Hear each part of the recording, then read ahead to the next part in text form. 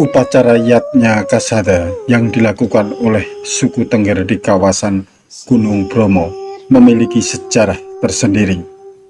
Ada yang percaya dengan legenda Roro Anteng dan Joko Seger, tetapi bisa pula dirunut dari peristiwa sejarahnya. Halo, Assalamualaikum. Jumpa lagi dengan saya di channel Obrolan Haris. Nah, sekarang saya ingin ngomongin soal upacara Yatnya Kasada yang dilakukan oleh suku Tengger di kawasan Gunung Bromo, Jawa Timur sejak abad ke-13. Tetapi bukan prosesi upacaranya, namun lebih ke sejarah lahirnya upacara Yatnya Kasada. Ada dua versi mengenai latar belakang lahirnya upacara umat Hindu Tengger ini. Dari legenda Roro Anteng dan Joko Seger, serta merunut dari sejarah berdasarkan prasasti atau naskah yang ada. Sebelum bicara banyak, saya jelasin dulu soal Tengger biar teman-teman paham. Tengger adalah daerah pegunungan dengan puncak-puncak Gunung Bromo, Gunung Widodaren, Gunung Batok, dan Gunung Iter-Iter yang terletak pada 4 daerah kabupaten, yaitu Probolinggo, Pasuruan, Lumajang, dan Malang.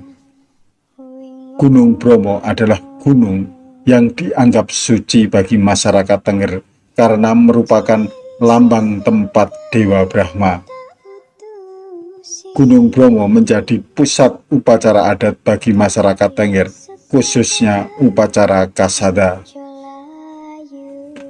Masyarakat Tengger memegang teguh adat istiadat setempat serta kepercayaan kepada dewa tertinggi atau Hyang Widiwasa. Setiap desa mempunyai seorang dukun, dan semua dukun di kawasan Tengger dipimpin oleh koordinator dukun atau sutejai dari desa Ngadisari. Para dukun itulah yang berperan sebagai pelestari adat di Tengger, memimpin segala upacara adat, kecuali upacara sayut atau 7 bulan kandungan oleh petugas tersendiri, dan penghubung antara masyarakat Tengger dengan Hyang Widi. Dengan demikian, mistos masih sangat kuat berlaku di Tengger, baik tentang Hyang Widi, gunung, gua, laut pasir, upacara adat, simbol maupun benda-benda kelengkapan upacara.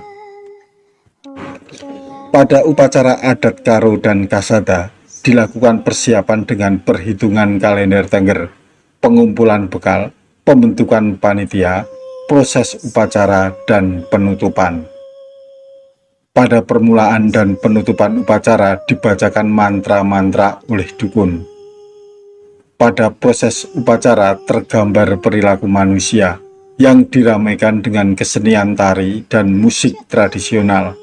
Sedang pada penutupan upacara diakhiri dengan selamatan yang mempunyai makna agar ada keseimbangan antara masyarakat dan makrokosmos, serta menjauhkan manusia dari gangguan roh-roh jahat.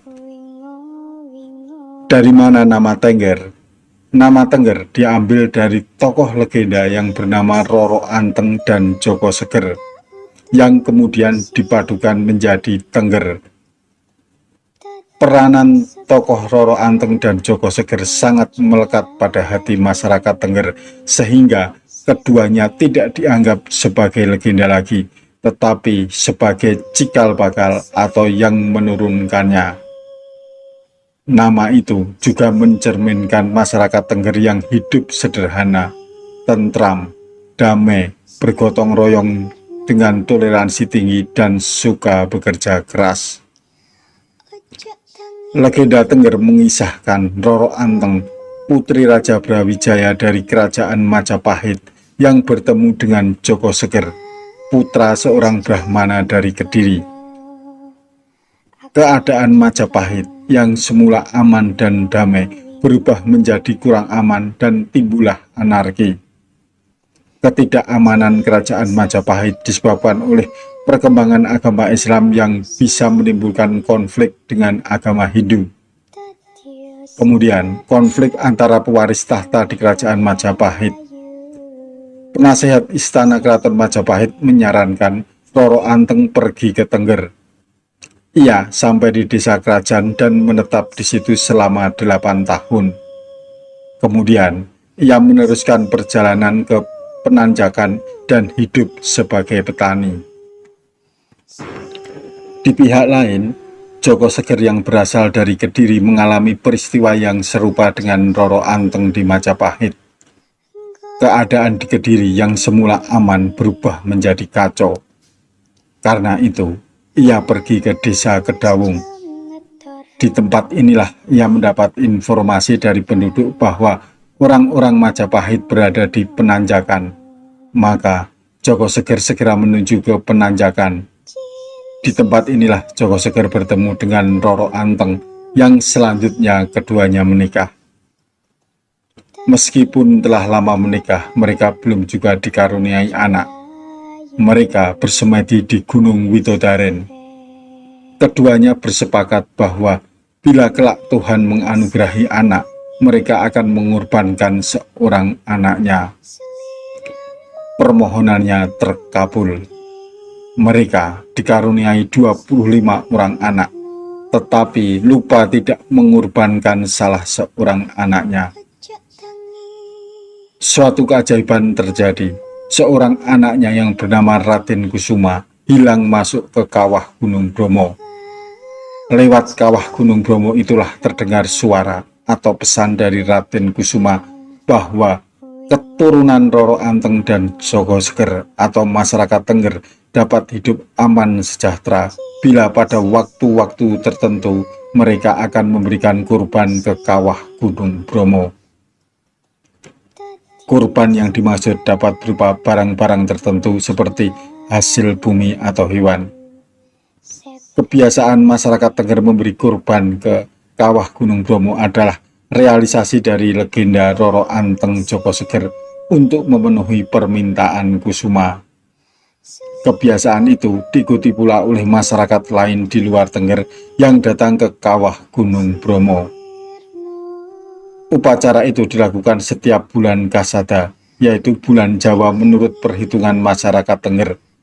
Bahkan pada masyarakat Tengger masih terdapat upacara lain yang serupa dengan upacara Kasada. Misalnya, upacara untuk menjaga ketentraman dan kesejahteraan yang dilaksanakan pada bulan Karo dengan tari sodoran dan upacara entas-entas. Tujuan upacara Kasada selain memperingati pengorbanan Raden Kusuma yang menyelamatkan saudara-saudaranya, juga untuk memohon keselamatan. Masyarakat Tengger akan memberikan sesembahan kepada para dewa sebagai bentuk penghormatan. Juga memohon agar hasil panen selalu berlimpah, serta dijauhkan dari musibah dan bahaya. Inilah sejarah lahirnya upacara Kasada berdasarkan legenda Roro Anteng dan Joko Seger. Bagaimana lahirnya upacara Kasada berdasarkan catatan sejarah?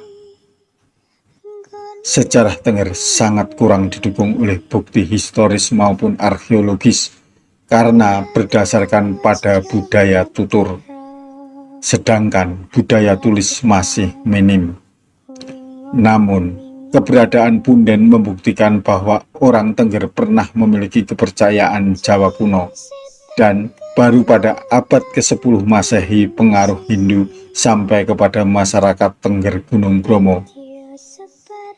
Bukti sejarah berupa prasasti Tengger tahun 929 Masehi menyatakan bahwa desa Walandit di Pegunungan Tengger adalah tempat suci, karena desa itu dihuni oleh para pengikut agama Hindu.